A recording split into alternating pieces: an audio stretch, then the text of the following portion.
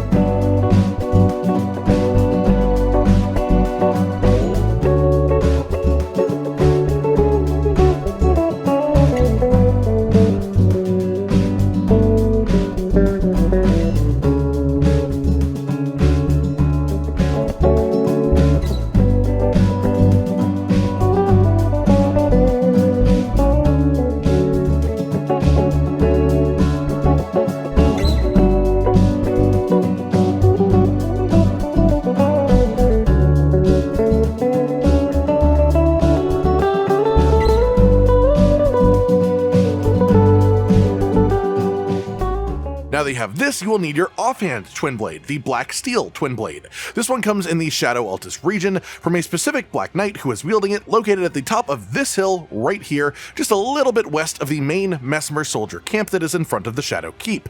You have to go up this hill from behind the camp specifically, and right at the top of it there is simply a knight with this weapon waiting for you to take him down. With that, put the Sacred Order Ash of War on the weapon itself on Sacred Affinity for bonus holy scaling, and you could actually use Sacred Blade instead if you you preferred, as that adds base holy damage. This just adds more multipliers on top of everything. Then in your secondary right-hand slot, you want the Sword of Light, a legendary weapon new to the DLC, mainly because we can use its skill before a fight and then swap off of the weapon, which will apply a 60-second, 20% buff to any holy damage that we deal, and it fills a buff slot that otherwise just doesn't really have a way to boost holy as a damage type without significantly damaging yourself. Thus, this significantly buffs our setup. This weapon then has a slightly long process to acquire it. First, in the Fog Rift Catacombs, early on in the expansion, you want to progress through this dungeon until you find the room with the large, multi-layered spike trap and the caster at the back of it as well. After defeating the caster, you can then jump up onto the area where he is and then into a little nook in the spike trap from where he was. Ride this up to a ledge, jump off of it, and then use the new height to get even further on top of the spike trap when it declines, and then just on the other side of the room in this upper area you will find an altar that has a stone sheathed sword. Then you have to bring this weapon to a separate altar to turn it into the Sword of Light. Specifically from the ancient ruins west side of Grace up in the northwest side of the map. There is a bit of a run for this, so I'll let you watch the path properly.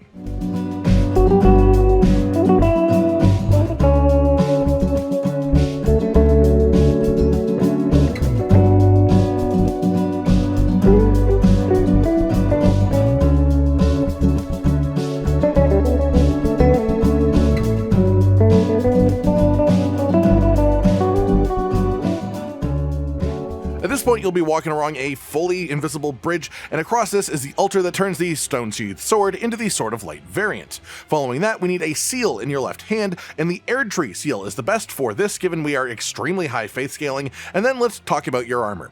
For your chest piece, you want the Gravebird's Black Quill armor, which boosts jump attack damage by 10%, matching the bonus from the Raptor's Black Feather armor piece from the base game if you want to use that instead. But personally, I think this one is a bit aesthetically more pleasing, and it's also new, which is fun in itself. This comes from a grave just northwest of the Temple Town ruins site of Grace in the lower area of the northwest side of the map. Specifically from this Grace, just run up of this hill to the northwest until you reach the end of the path that the Gravebirds are sort of watching over and guarding, and then you'll just find this sitting there waiting to be picked up. For your other armor slots then, for pure min-maxing, you want Rakshasa armor for 6% increased damage total for all these pieces. Otherwise, feel free to fashion this to your heart's content in these 3 slots, as honestly 6% damage is far from make or break with just how strong this is as a whole, especially at the cost of 3 armor slots. Then we have our Talismans for the build 2, Claw Talisman for a 15% boost to jump attack damage, Holy Scorpion Charm for a 12% boost to holy damage at the cost of some damage negation lost, then Rotten Winged Sword Insignia and Millicent's Prosthesis for a large growing general damage boost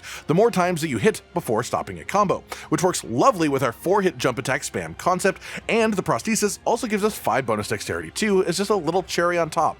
Past that, there are your upgrades for the Wondrous Flask of Physic, and in here you want the Holy Shrouding Cracked tier for a 20% boost to all holy damage that we deal, which is our main source of output. Then we have a slight choice, the technical best being the Bloodsucking tier, but the Thorny Cracked tier is another multi-hit bonus effect that also gives you an equivalent 20% damage boost when it's actually powered up. The main difference is that the Bloodsucking tier will give you all of that boost for the first hits of the combo as well, but it comes at the cost of having the constant health drain. So generally speaking, I'd say for comfort you should stick to the Thorny tier as much as possible, but if you're feeling particularly bold or particularly exciting with a specific boss, it is technically better to use Bloodsucking if you can.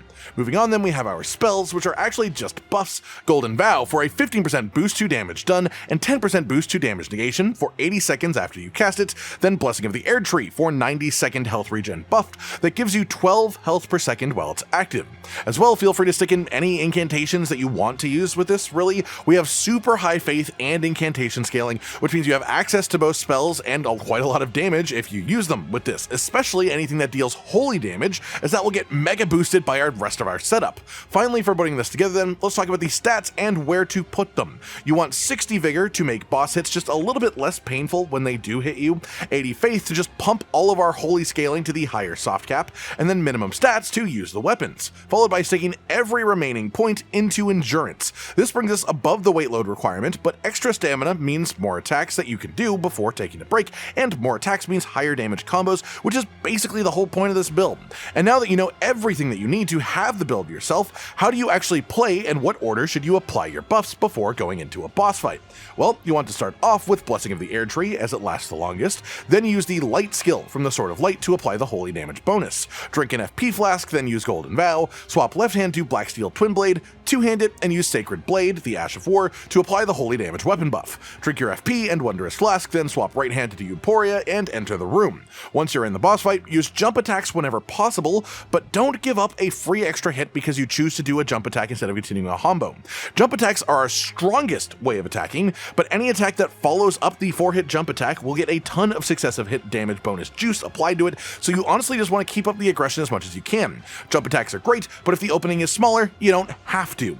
That just about does it for today then, everyone. A relatively simple but extremely powerful and honestly quite fun build to use if you like holy damage. The Holy Meat Grinder, the Swiss cheese build using holy damage to make unlimited holes in your opponents themselves. You might as well call it a shovel. I hope you all enjoyed this then, and hopefully you enjoyed using it yourself if you try it out too. Like if you liked the video, subscribe to the notification bell for more, and most importantly, ladies and gentlemen, until next time, stay sweet. Josh, Cotton, and Hollow with the videos, dropping the humor like a hammer on your tippy toes, bringing entertainment on a daily arrangement to take our insanity and turn it into entertainment. Yes, I said entertainment twice, to reiterate that it is nice to look into your faces on a mostly daily basis when you let us in your homes to make the whole world a stage. Goodbye.